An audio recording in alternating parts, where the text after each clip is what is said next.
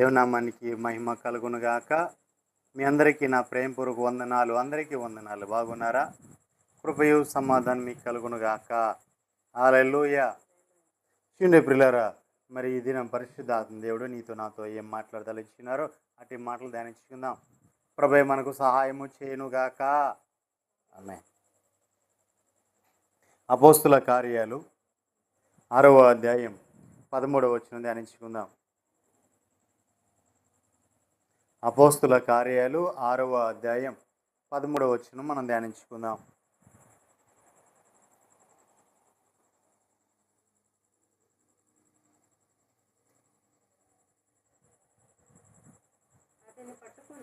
అతన్ని పట్టుకొని మహాసభ యొద్దకు తీసుకొని వచ్చి అబద్ధపు సాక్షులను నిలవబెట్టిరి. వారు ఈ మనుషుడు ఎప్పుడును ఈ పరిశుద్ధ స్థలమునకును మన ధర్మశాస్త్రమునకును విరోధముగా మాట్లాడుచున్నారు. దేవునికి మహిమ కలుగునుగాక. చిన్న పిల్లరా, చదవబడిన వచ్చిన మనం చూసినట్లయితే వారు అతన్ని పట్టుకున్నారు, అబద్ధ సాక్ష్యము అతని మీద నిలబెట్టారు, నిలబెట్టి సమాజం ముందు నిలబెట్టారు. అక్కడ అందరూ కలిసి ఉన్నారు. నిలబెట్టి వాడు ఆ అబద్ధ సాక్ష్యం ఏంటయ్యా అంటే, వీడు ఎప్పుడూను మన పరిశుద్ధ స్థలమునకును ధర్మశాస్త్రమునకును విరోధముగా మాట్లాడుచున్నాడు. దేవునికి మహిమ కలుగునుగా. పరిశుద్ధ స్థలానికి ధర్మశాస్త్రానికి విరోధంగా వీడెప్పుడు కూడా మాట్లాడుతూనే ఉన్నాడు అనేది ఆ నేరం మోపబడింది. అది కూడా ఏ నేరము? దాంట్లోనే ఉంది కదండి. వారు ఆ అబద్ధ సాక్షులను తీసుకుని వచ్చారు. అబద్ధం చెప్పే సాక్షులను తీసుకుని వచ్చి అక్కడ నిలబెట్టి వారి దూర మాట్లాడిస్తున్నారు. ఏమయ్యంటే అక్కడ మనం చూసినట్లయితే స్టెఫను కనిపిస్తున్నాడు. అక్కడ మనకి స్టెఫను కనిపిస్తున్నాడు. ఈ స్టెఫను ఆత్మవసుడై ఉన్న స్టెఫన్. ఈ స్టెఫన్ గురించి వాళ్ళు చెప్తే వీడెప్పుడూ కూడా పరిశుద్ధమైన స్థలమునకును ధర్మశాస్త్రమునకును విరోధముగా మాట్లాడుచున్నాడు అనేది నేరము ఆయన మీద మోపబడి ఉన్నది. ఏ నేరం అండి? పరిశుద్ధ స్థలానికి ధర్మశాస్త్రానికి విరోధంగా మాట్లాడుతున్నాడు అనే నేరము అతని మీద మోపబడి ఉంది. ఆ నేరము మోపబడిన తర్వాత ఆ నేరము అతని మీద ఉండటానికి ఏం చేస్తుందంటే అబద్ధ సాక్షులను, ఆ నేరం పలకటానికి అబద్ధ సాక్షులను సిద్ధపరిచారు. దేవునికి మహిమ కలుగునుగాక. హల్లెలూయా. ఈ సభలో ఉన్న వారందరూ కూడా ఆ సాక్షుల మాట నమ్ముతూ ఉంటారు. సాక్షులు ఏం చెప్తారంటే, నిజమండి, మేము విన్నాము, మేము చూసాము అని చెప్తూ ఉంటారు. దేవునికి మహిమ కలుగునుగా. అసలు స్టెఫను గురించి చూద్దాం. 8వ వచనంలో చూసినట్లయితే,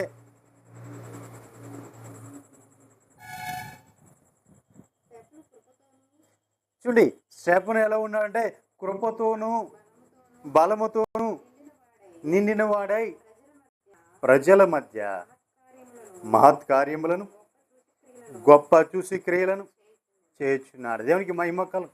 అతను ఎలా నింపబడ్డాడు? కృపతోనూ బలముతోనూ నిండిన వాడై ప్రజల మధ్య మహత్కార్యములను గొప్ప సూచనలను చేయుచున్నవాడు స్టెఫను. ఆయన మీద మోపబడిన నేరం ఏంటి? వీడు పరిశుద్ధ స్థలమును ధర్మశాస్త్రమును అపవిత్రపరుస్తున్నాడు, అంటే విరోధంగా మాట్లాడుతున్నాడు అనేది నెపం మోపబడింది. కానీ మరి ఈయన ఏం చేస్తున్నాడు? ఇక్కడ ఏం చేస్తున్నాడు అంటే, అతను కృపతోనూ బలముతోనూ నిండిన వాడై ప్రజల మధ్య మహత్కార్యములను గొప్ప సూచనలను చేయుచున్నాడు. హల్లెలూయా. మహత్కార్యములు, గొప్ప సూచనలు జరుగుతున్నాయి. ఎక్కడ జరుగుతున్నాయంటే ప్రజల మధ్య జరుగుతున్నాయి. ఇప్పుడు ఇవి జరుగుతుంటే ఈ స్టెఫన్ని ఏదో విధంగా వాటి నుంచి వాటి నుంచి అడ్డగించాలి, అతని చేయకుండా చూడాలి అని వారు తలంచుచున్నారు. దేవునికి మహిమ కలుగునుగా. 9వ వచనం. అప్పుడు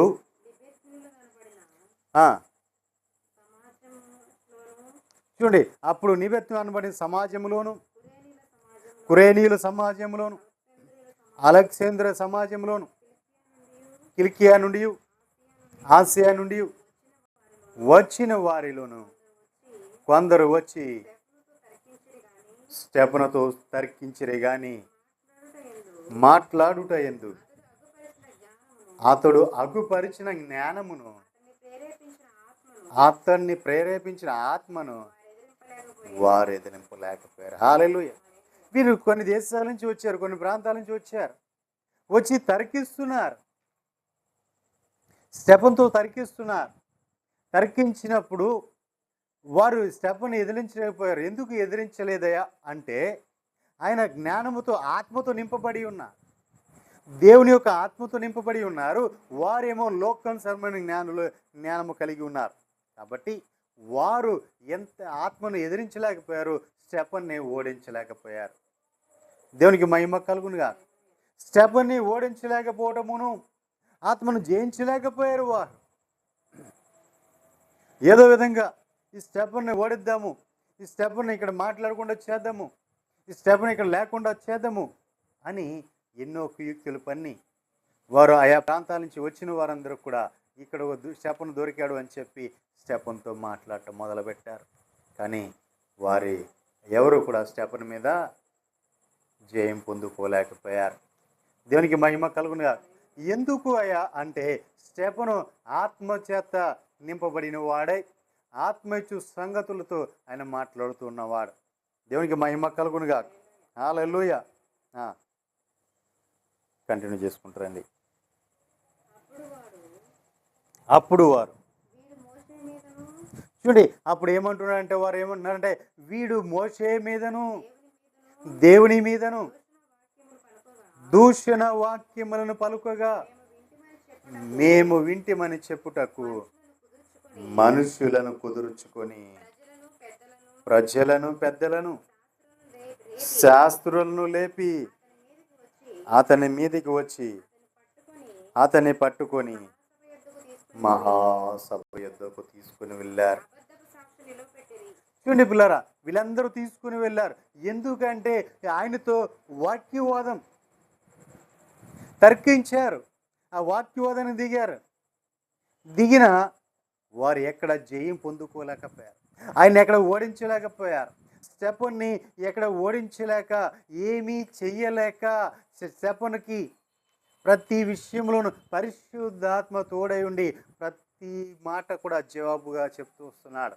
అంతేకాదు, ఆయన మాట్లాడుతూ ఇంకా ఎక్కడి నుంచి చెప్పుకొచ్చాడు అంటే, అబ్రహాము ఏ ఊర్లో అయితే పిలువబడ్డాడో అబ్రహాము పిలువబడిన దగ్గర నుంచి ఎత్తుకుంటూ వచ్చాడు. అబ్రహాము పిలువబడిన ఆ ఊరు నుంచి అబ్రహాము తర్వాత తన తండ్రితో పాటు వచ్చి ఆ నివసించిన కొంతకాలం జీవించిన ఆ ఊరు నుంచి, అక్కడ నుంచి ఆ అబ్రహాము కానాను దేశానికి రావడానికి, అక్కడ నుంచి ఇశ్రాయేలు ఐగుప్తుకు వెళ్ళడానికి, అక్కడి నుంచి 40 సంవత్సరాలు అక్కడ బానిసలుగా ఉండడానికి, తిరిగి రావడానికి, ఇవన్నీ కూడా ఎత్తుకుంటూ ఆధారాలుగా చూపించుకుంటూ వచ్చి వారి ద్వారా ఇవన్నీ నెరవేర్చబడటానికి, ఇదిగో నా ప్రభు వచ్చాడు, నా ప్రభు ద్వారా ఇవన్నీ నెరవేర్చబడ్డాయి అని చెప్పుకుంటా వచ్చాడు. ఇవన్నీ చెప్పుకుంటా వచ్చేపాట్లకి ఇక వారికి ఏం మాట్లాడాలో తెలియట్లా. ఎటు చూసినా లేఖనాల ప్రకారంగా లేఖనాల ఆధారాలను చూపిస్తున్నాడు. లేఖనాల ఆధారం చూస్తుంటే, ఆ ధర్మశాస్త్రం ఉన్న లేఖనాలలో దాని ఉన్న ఆధారాలు అని చూస్తుంటే వారికి మాట రావట్లా. ఇక వారు జయించలేకపోయారు. ఇప్పుడు మనం టిబెట్లో అనుకుంటున్నాం కదా, ఆ కాలంలో కూడా అలాంటి టిబెట్ అది జరిగి ఉండవచ్చు. దేవునికి మహిమ కలుగునుగా. అలాంటి టిబెట్ జరిగి ఉండవచ్చు అని కూర్చోబెట్టి వీళ్ళందరూ కలిసి ఆయన మీద దాడి చేసి మాట్లాడి ఉండవచ్చు. కానీ ఆత్మపూర్ణుడై ఉన్నాడు కాబట్టి అందరికి కూడా జవాబు చెప్పుకుంటూ వచ్చాడు. ఎక్కడ కూడా ఆయన తొనకుండా బెనక్కోకుండా, ఎందుకంటే పరిశుద్ధాత్మతో నింపబడ్డాడు కాబట్టి, దేవుని యొక్క ఆత్మతో నింపబడ్డాడు కాబట్టి దేవుని గురించి సాక్ష్యం ఇచ్చుకుంటూ వచ్చాడు. అసలు మన పితరుడైన అబ్రహాము గురించి మొదలుపెట్టాడు. అక్కడ నుంచి మొదలుపెట్టి ప్రభుని యేసుక్రీస్తు వారి వరకు కూడా ఆయన తీసుకుంటూ వచ్చి లేఖనములన్నీ కూడా బయలుపరుచుకుంటూ ఆయన గురించి ఇదిగో పలానా వచనంలో ఇలా రాయబడి ఉంది అని చెప్పుకుంటూ వచ్చాడు. దేవునికి మహిమ కలుగునుగా. ఇక వారికి ఏం చేయాలో అర్థం కాల, తెలియక అర్థం కాక ఈయన ఏదో విధంగా మనం ఏం చేయాలి, జయించాలంటే మామూలుగా మనం జయించలేకపోతున్నాం. కాబట్టి అబద్ధపు సాక్షులను పిలిచి ఇతను శిక్ష వేయించి ఇతన్ని లేకుండా చేసుకోవాలి. ఎందుకంటే ఇతడు ఉంటే మన ఆటలు సాగం, ఇతడు ఉంటే మనకిష్టం వచ్చినట్లు మనం చెప్పలేం. ఎందుకంటే ప్రతీదీ కూడా ఎదురు చెప్తూనే ఉన్నాడు. ఇదిగో వాక్యానుసారంగా ఇలా ఉండాలి అని చెప్తున్నాడు, వాక్యం ఎలా ఉంది అని చెప్తున్నాడు, వాక్యం ఇదిగో ఈ మాట చెప్తుంది అని చెప్తున్నాడు, ఆధారాలు చూపిస్తున్నాడు. అన్ని ఆధారాలు అన్నీ చూపిస్తుంటే వారు ఏం చేస్తున్నారంటే ఈయన మీద దాడి చేస్తున్నారు. ఈయన పట్టుకున్నారు, బంధించారు. అంటే ప్రధాన యాజకుల దగ్గరికి వెళ్ళారు, ఇటు పెద్దల వైపు వెళ్ళారు, ఇటు అధికారుల దగ్గరికి వెళ్ళారు, నాయకుల దగ్గరికి వెళ్ళారు. అందరినీ పోగు చేశారు, సమాజ పెద్దలందరినీ పోగు చేశారు, సమాజాన్ని పోగు చేశారు. తీర్పులోనికి తీసుకొచ్చి అక్కడ నిలబెట్టారు. ఇప్పుడు ఆ తీర్పులో నిలబెట్టంగా నుంచి ఏం చేయాలి? అక్కడ ఈయన ఏం చేస్తున్నాడు? సూచక్రియలు మహత్కార్యములు చేస్తున్నాడు, అద్భుతాలు చేస్తున్నాడు, ప్రజలందరి మధ్యగానే చేస్తున్నాడు. వేరే ఏ నెపం మోపడానికి వీలు లేదు, ఆస్కారం లేదు. అందుకని ఈ అబద్ధపు సాక్షులను తీసుకుని వచ్చారు. అబద్ధపు సాక్షులను సిద్ధపరిచి ఇదిగో నీవు ఇలా స్టెఫను మీద నువ్వు ఎలాగూ చెప్పాలి అని ఏం చెప్పాడంటే, ముందుగానేమో మోషే మీదను దేవుని మీదను మోషే మీద తిరుగుబాటు చేస్తున్నాడు అని మీరు చెప్పాలి అని చెప్పాడు. రెండోదేమో ఈ పరిశుద్ధ స్థలమునకును ధర్మశాస్త్రమునకును విరోధంగా మాట్లాడుతున్నాడు అని అక్కడ చెప్పుకుంటూ వచ్చాడు. దేవునికి మహిమ కలుగునుగా. పరిశుద్ధ స్థలముకును ధర్మశాస్త్రముకును విరోధంగా ఇతడు మాట్లాడుతున్నాడు కాబట్టి ఇతడు జీవించడానికి అర్హత లేదు. దేవునికి మహిమ కలుగునుగా అని స్టెఫను మీద నెపం మోపబడుతుంది. 11వ వచనం, 10వ వచనం. దేవునికి మహిమ కలుగునుగా. హల్లెలూయా. నిజమే ప్రియులారా, మనం చూసినట్లయితే ఆ సభ ముఖముగా అందరూ కూడుకుని ఉండగా స్టెఫను మీద నెపము మోపేశారు. 7వ అధ్యాయం 1-2 వచనాలు చూడండి. ప్రధాన యాజకుడు ఈ మాటలు నిజమేనా అని అడిగాడు. అందుకు స్టెఫను చెప్పినదేమనగా, సహోదరులారా, తండ్రులారా, వినుడి. చూసారా, చాలండి. దేవునికి మహిమ కలుగునుగా. అసలు ఇది నిజమేనా అని ప్రధాన యాజకుడు అడుగుతున్నాడు. వీళ్ళు చెప్పింది నిజమేనా అని అడిగినప్పుడు స్టెఫను లిస్టు తీసుకుని వచ్చాడు. ఎక్కడ నుంచి? మన పితరుడైన అబ్రహాము దగ్గర తీసుకుని వచ్చి చెప్పుకుంటూ వచ్చాడు. దేవునికి మహిమ కలుగునుగా. హల్లెలూయా. 51వ వచనం నుంచి రండి.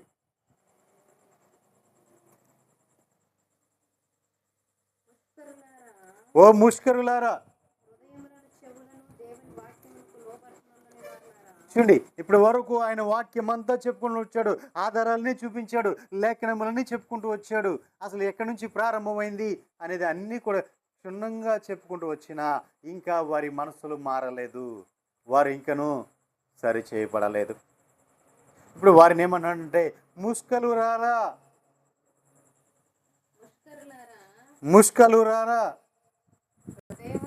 హృదయములను చెవులను దేవుని వాక్యములకు లోపరచనొల్లని వారులారా, మీ పితరుల వరే మీరును ఎల్లప్పుడూ పరిశుద్ధాత్మను ఎదురించుచున్నారు. దేవునికి మహిమ కలుగునుగా.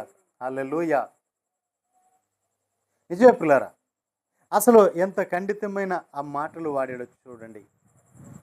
ఆ ఖండితమైన మాటలు వాడి, ముష్కరులారా మీరు ఎల్లప్పుడూను ప్రభువు మాటను దేవుని యొక్క వాక్యమును గైకొనట్లేదు. దేవుని మాట వినట్లేదు. ఎంతవరకు మీ స్వభావాన్ని బట్టి మీరు మాట్లాడుతున్నారు తప్ప దేవుని చిత్తమును ఎరిగి మీరు మాట్లాడట్లేదు అని చెప్తున్నాడు. దేవునికి మహిమ కలుగునుగా. వాక్యాన్ని ఆధారం చేసుకుని మాట్లాడట్లేదు వారు. ఏం ఆధారం చేసుకుని మాట్లాడుతున్నారంటే వారు వారి యొక్క ఆచారములను ఆధారం చేసుకుంటున్నారు. ఆచారంలో ఆధారం ఎందుకు ఆచారంలో ఆధారం చేసుకున్నారు అంటే వారి మధ్యలో ఈయన ప్రజల మధ్యలో ఎన్నో మహత్కార్యములు అద్భుతములు చేస్తున్నాడు. వాక్యాన్ని క్షుణ్ణంగా బోధిస్తున్నాడు. ఆధారాలని చూపిస్తున్నాడు. ఇలా చూపిస్తుంటే వీరి మధ్య మనం ఇక మీదట మన ఆటలు సాగవు, మనం ఉండలేము, మన మనుగడ ఉండటం కష్టము అని వారు గ్రహించారు. అంతేకాదు ఇక మీదట మన బోధ ఎవరు వినరేమో, మన దగ్గరికి ఎవరు రారేమో అనే ఒక భయము వారిలో ఏర్పడింది. ప్రియులారా, ఆ భయము వారిలో ఏర్పడింది. ఎందుకంటే వారు చేయలేరు.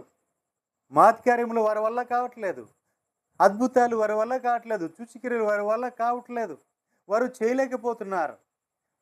చేయలేకపోతున్నారు కాబట్టి చేసేవాడిని అడ్డుగిస్తున్నారు. దేవునికి మహిమ కలుగునుగా. వాడు ఏదైతే చేయలేకపోతున్నారో ధర్మశాస్త్ర ప్రకారముగా ఆ బోధిస్తున్న ఆ బోధకులే కానీ, ఆ ప్రధాన యాజకులే కానీ,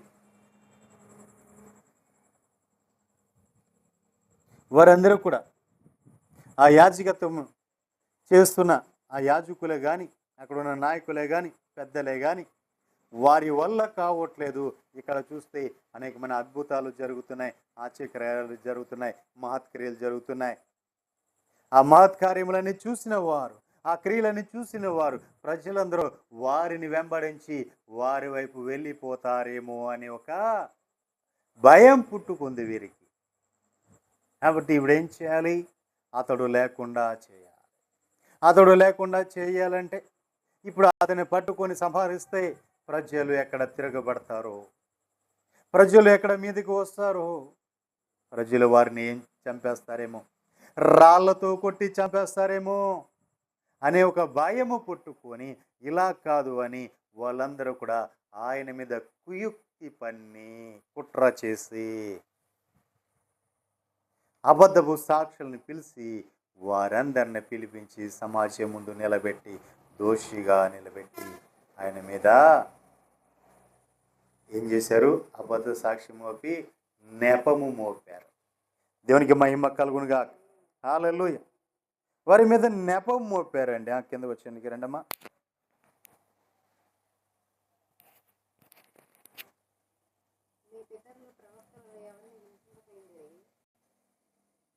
52 మీ పితరులు ప్రవక్తలలో చూడండి, మీ పితరులు ప్రవక్తల్లో ఎవరిని హింసించకుండా ఉన్నారు?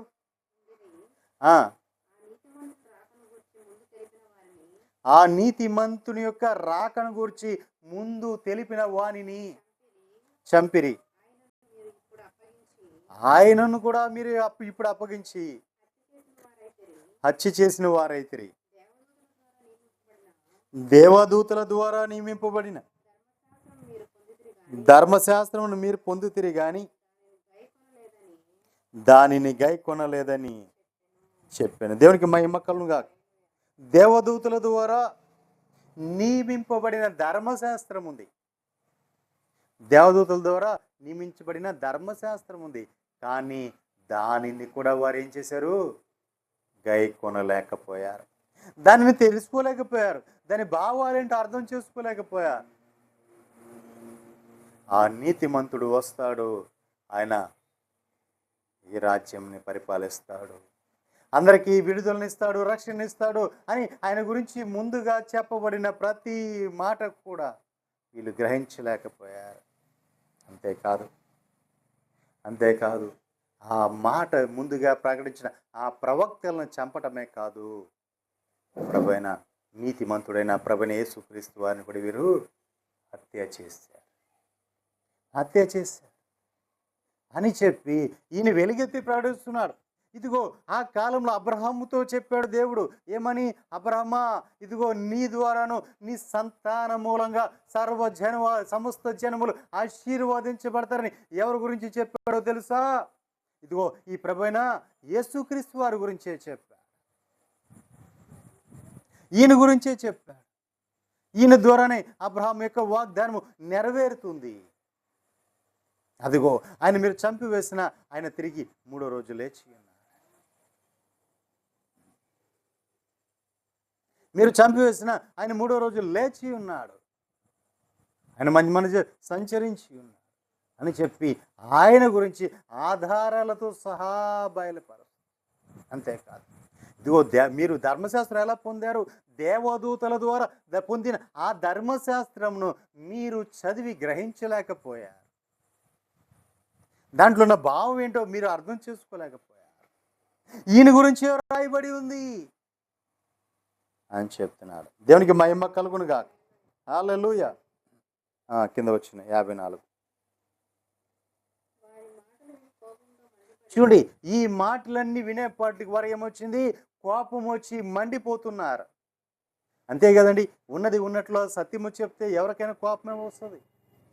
ఉన్నది ఉన్నట్లు సత్యము చెప్పామనుకోండి, సత్యం మాట్లాడాలనుకోండి, అందరికీ కోపమే వస్తుంది. వాక్యం ఉన్నది ఉన్నట్లుగా చెప్తుంటే కోపమే వస్తుంది. నన్ను అంటున్నాడు, నన్ను టార్గెట్ చేశాడు అంటారు. అదే ప్రియులారా, చక్కగా కల్పిత కథలు, పిట్ట కథలు చెప్పుకుంటా చక్కగా వస్తే ఎలా ఉంటుంది? చెవులకు సమ్మగా ఉంటుంది. దేవునికి మహిమ కలుగునుగా. ఉన్నది ఉన్నట్లు చెప్తే ఇది నాలోనే ఉంది, నన్నే అన్నాడంటావు. ఎందుకంటే దాన్ని తీసివేసుకోలేవు నీ గురించి. అందుకే ప్రభు అన్నాడు, అరే పిచ్చోడా, ఎదుటవాడి కంట్లో ఉన్న నలుసును చూస్తున్నావు కానీ నీ కంట్లో ఉన్న దూలాన్ని చూడు అన్నాడు.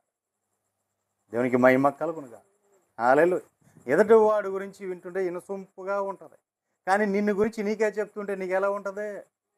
ఊళ్ళంతా మండిపోతూ ఉంటుంది. ఇది సత్యం. దేవునికి మహిమ కలుగును. సత్యం ఏం చేస్తుంది?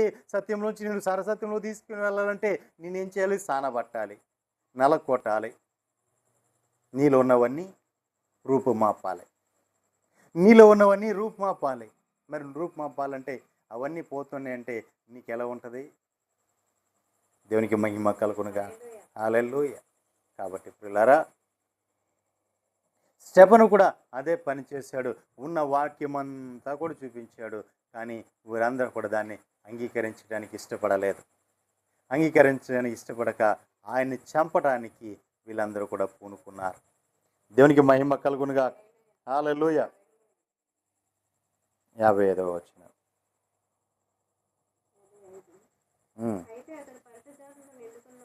చూడండి.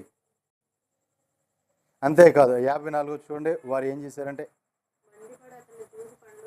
వారు ఈయన చెప్పిన మాటలకి మండిపడిపోయి పండ్లు పట కొరికేసుకున్నారంట. అయితే స్టెఫను పరిశుద్ధాత్మతో నింపబడిన వాడై ఆకాశం వైపు తేరి చూసి దేవుని మహిమను చూడండి.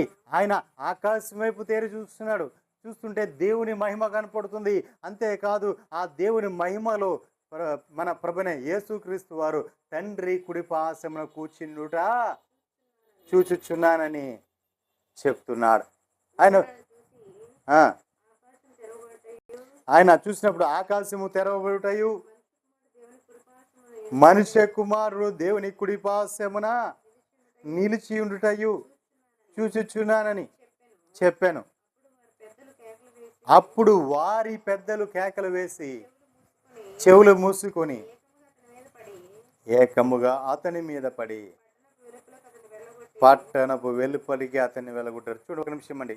చూడండి పిల్లరా, ఆయన స్టెఫను ఎప్పుడైతే ఇదిగో ఆకాశం తెరవబడటం నేను చూస్తున్నాను, ఇదిగో అత్యున్నత సింహాసనం మీద తండ్రి కుడిపాసమున నా ప్రభు కూర్చుని ఉన్నాడు అని చెప్పంగానే వారి చెవులు ఏమైపోతున్నాయంట?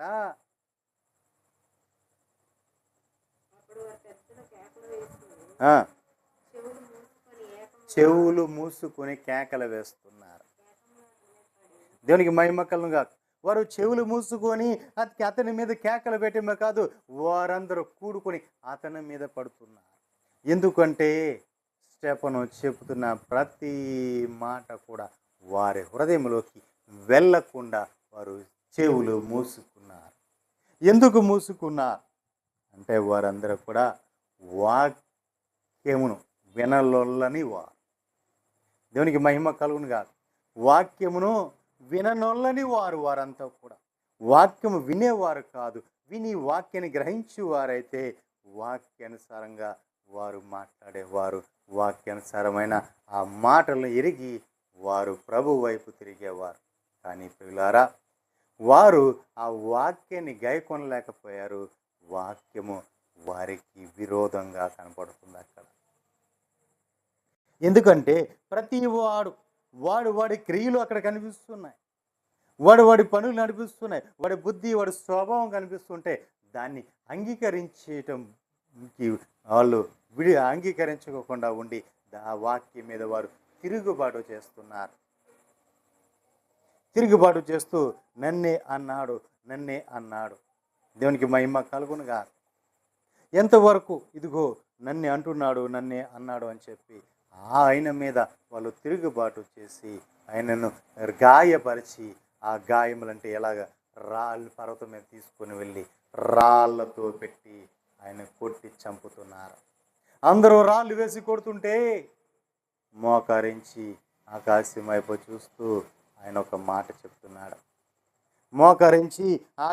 వైపు చూస్తూ ఆయన ఒక మాట చెప్తున్నాడు. ఆ మాట చూడండి.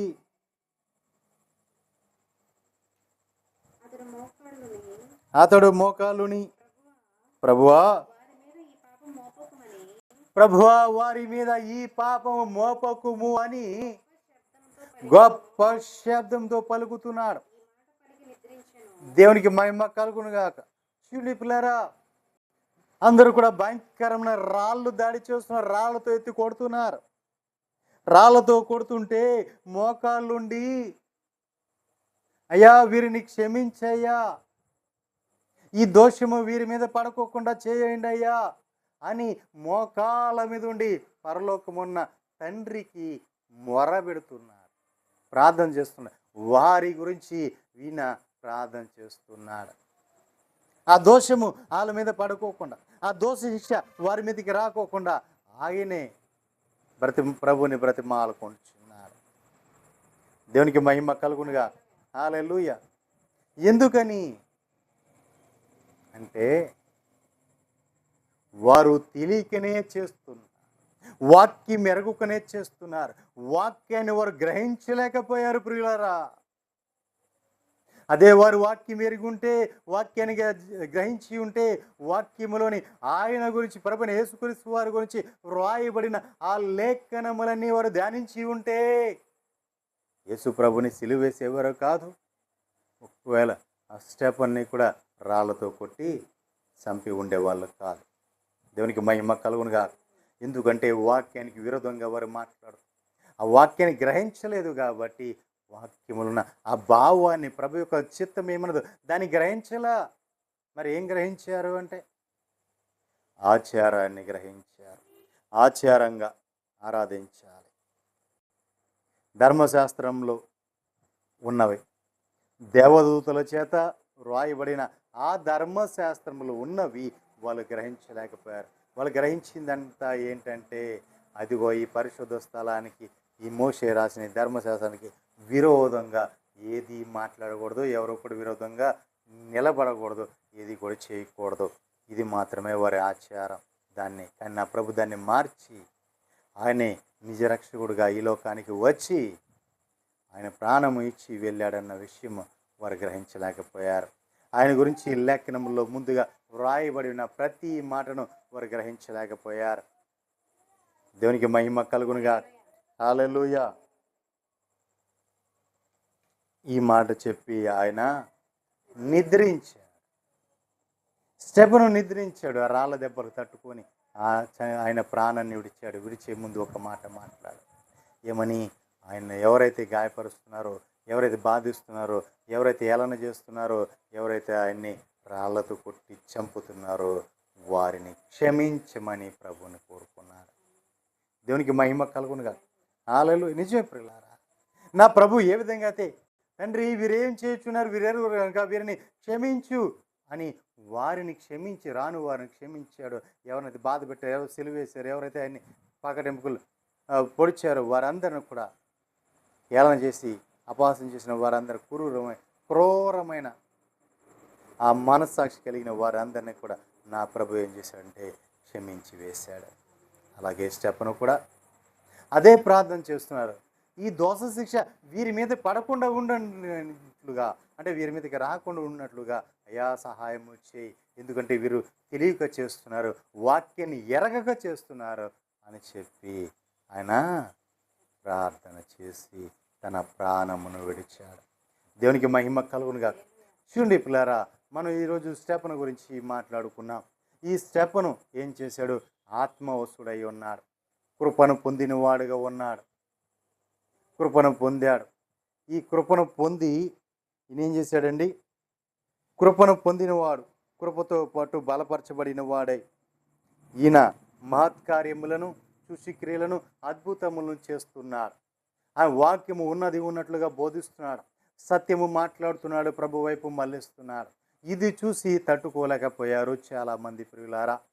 ఎందుకంటే వారు అద్భుతాలు చేయలేరు, ఆశ్చర్యకార్యాలు చేయలేరు, మహత్కార్యాలు చేయలేరు, వారు ఆ సూచక క్రియలు చేయలేరు. అది వారి వల్ల కాదు. మరి ఏం చేయాలి? చేస్తున్న వాడిని అడ్డగించాలి. యేసు ప్రభుని చేసింది అదే. ఆయన ఎన్నో అద్భుతాలు, ఆశ్చర్యకార్యాలు చేశాడు, ఎంతోమందిని ఆయన స్వస్థపరిచాడు. కానీ చచ్చిన వారిని సైతం కూడా ఆయన బ్రతికిస్తుంటే అది చూసిన వీరందరూ తట్టుకోలేక ఆయన్ని సిలువేశారు. ఆయన సిలువ వేయడానికి కారణం ఏంటి అంటే అది వారు తట్టుకోలేకపోయారు, ఈగోకి పోయారు. వారి వల్ల కానిది ఈయన వల్ల అవుతుంది. దేవునికి మహిమ కలుగుగా. హల్లెలూయా. ప్రభు వల్ల అవుతుంది, కానీ ఆ ధర్మశాస్త్రాన్ని ఎవరైతే అనుసరిస్తున్నారో, ఎవరైతే పాటిస్తున్నారో వారి వల్ల కాలేకపోయింది. కాబట్టి వారు ఏదో విధంగా ఈయన మన దగ్గర లేకుండా చేయాలి, మనకు అడ్డుగా ఉన్నాడు అని చెప్పి అడ్డు తొలగించుకోవడానికి వీలేసిన ప్లాన్ అది. దేవునికి మహిమ కలుగునుగా. హల్లెలూయా. యూదా పత్రిక మొదటి అధ్యాయం 15 వచనం మనం ధ్యానించుకుందాం. 15-16 వచనాలు.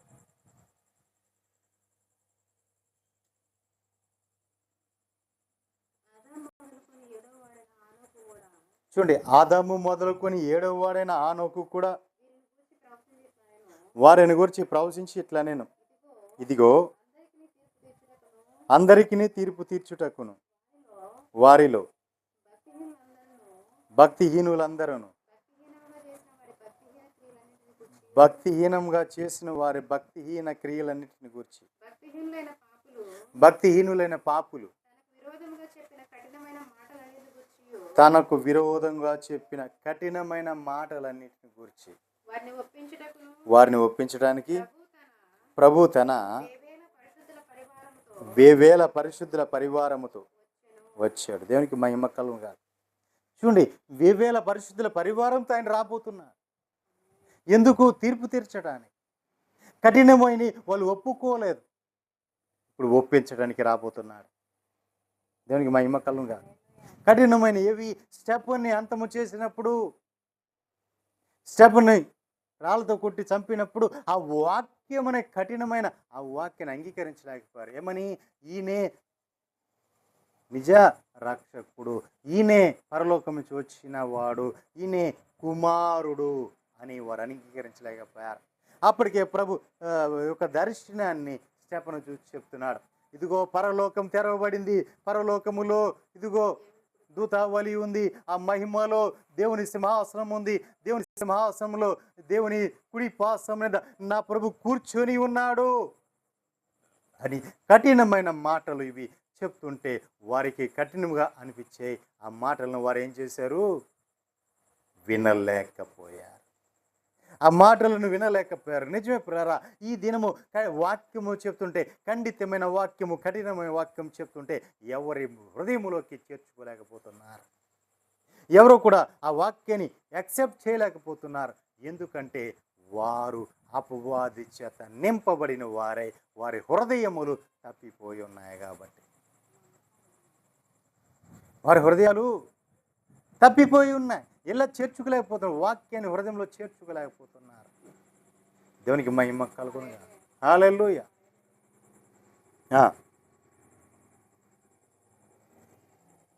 16వ వచనం చూడండి. ఎందుకు ఇవన్నీ చేస్తున్నారు? ఎందుకు వాక్యం చేర్చుకోలేకపోయారు? ఎందుకు ఆయన ఎందుకు చంపివేశారు? ఎందుకు వీళ్ళు తిరుగుబాటు చేస్తున్నారంటే వారి యొక్క దురాశల చొప్పున నడుచుచు, వారి యొక్క దురాశల చొప్పున నడుస్తూ లాభం నిమిత్తము మనుషులను కొనియాడుచు సనిగువారును తమ గతిని గూర్చి నిందించువారునై ఉన్నారు.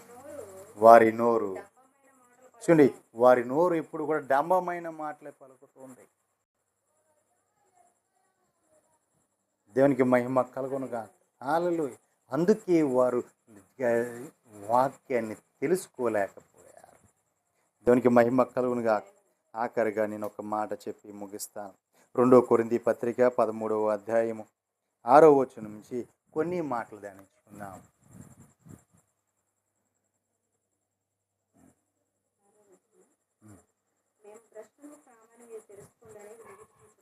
చూడండి, చనిపోయాడు. స్టెఫను చనిపోయాడు. స్టెఫను భ్రష్టుడా? స్టెఫను పనికిరాని వాడా? ఎందుకు పనికిరాని వాడా స్టెఫను? కాదండి.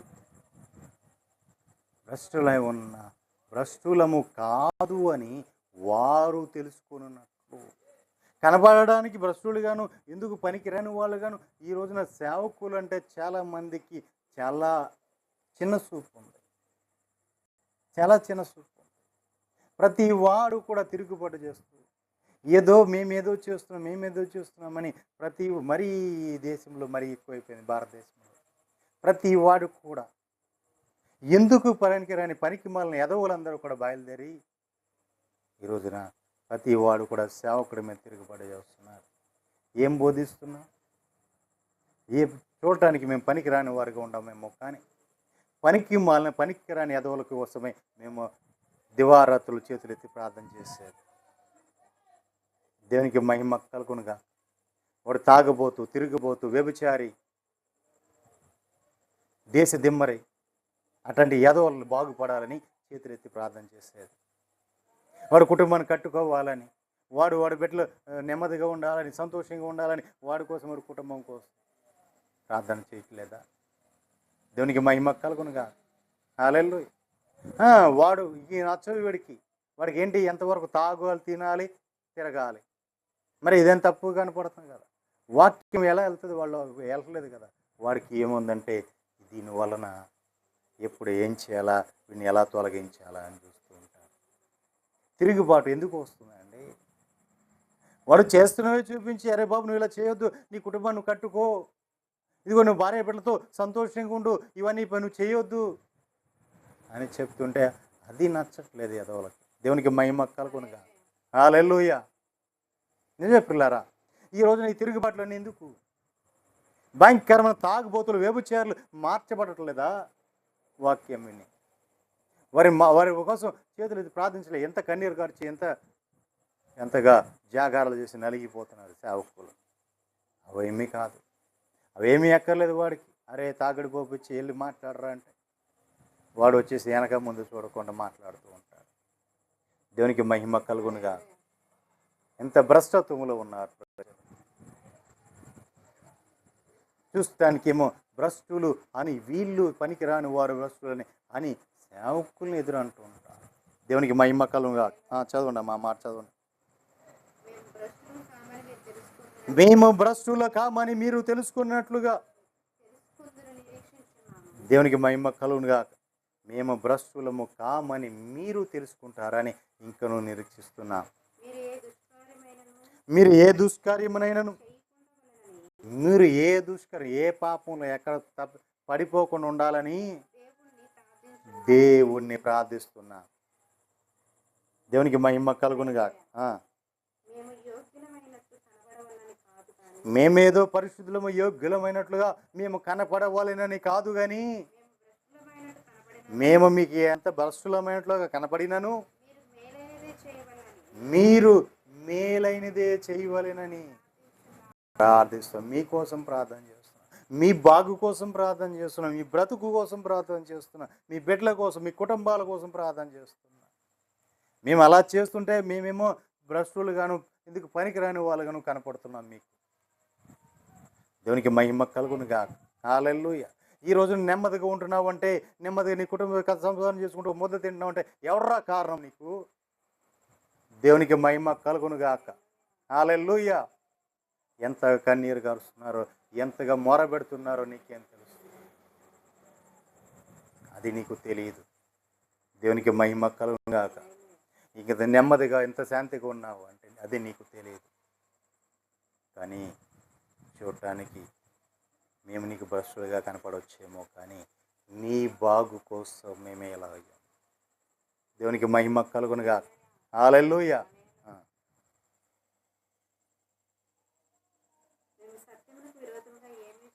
మేము సత్యమునకు విరోధంగా ఏమీ చేయలేరు, కానీ మేము సత్యము నిమిత్తమే సమస్తము జరిపించచ్చు. సమస్తము చేస్తూ సత్యము కోసమే చేస్తున్నాం. సత్యంకి విరోధంగా మేము ఏం చేయట్లా, అంతా కూడా సత్యము కోసమే. ఆ సత్యములో మిమ్మల్ని చూడాలని, ఆ సత్యములో మిమ్మల్ని కట్టాలనే చూస్తున్నాం తప్ప మిమ్మల్ని అక్కడి నుంచి తోసివేయాలని చూడట్లేదు. దేవునికి మహిమ కలుగునుగా. సత్యములోంచి సర్వసత్యంలోకి నడిపించాలి అని ఆశ కలిగి ఉన్నారే సేవకుడు. దేవునికి మహిమ కలుగునుగా. హల్లెలూయా.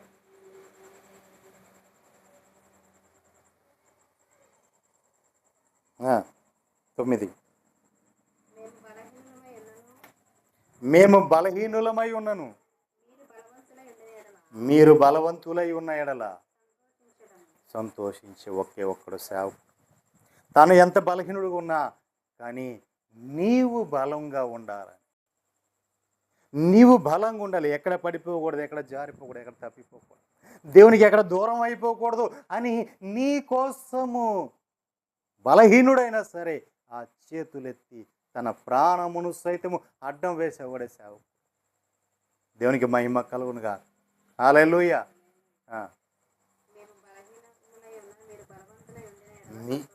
మేము బలహీనులమైన మీరు బలవంతులై ఉండాలని, అలా ఉండినడలా సంతోషించేవాడే సేవకుడు.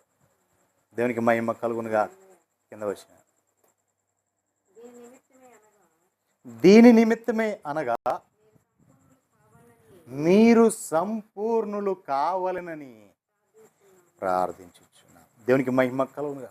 నీవు క్రీస్తును చేరుకోవాలి, క్రీస్తుతో పాటు నువ్వు ఉండాలి. ఎన్నో అద్భుతాలు, ఆశ్చర్యకార్యాలు, మహత్కార్యాలు, సూచికలు ఎన్నో చూసి ఉన్నావు, ఎన్నో అనుభవించి ఉన్నావు, ఎన్నో పొందుకొని ఉన్నావు. నీవు నీ కుటుంబం ఎన్నో అనుభవించి ఉన్నాయి. కానీ వాటి నుంచి నువ్వు బలహీనుడు ఉండి పడిపోకూడదు. లోకంలో ఆశలతో నిండిపోయిన నీవు వాటి నుంచి తప్పిపోకూడదు, వాటిని దేవుని కృప నుంచి దూరం కాకూడదు అని చెప్పి నీ కోసము దివారాత్రములు ప్రార్థనలు, కన్నీళ్ళు, జాగారాలతో గడుపుతూ నిన్ను రక్షించి, నిన్ను బలపరిచి, నిన్ను ప్రభు సన్నిధిలో నిన్ను నిలబెట్టి, నిన్ను సంపూర్ణుడిగా చేసి ప్రభు ముందు నిలబెట్టాలని నీ కోసము ప్రార్థన చేసేవాడే సేవకుడు. దేవునికి మహిమ కలుగునుగా. హల్లెలూయా.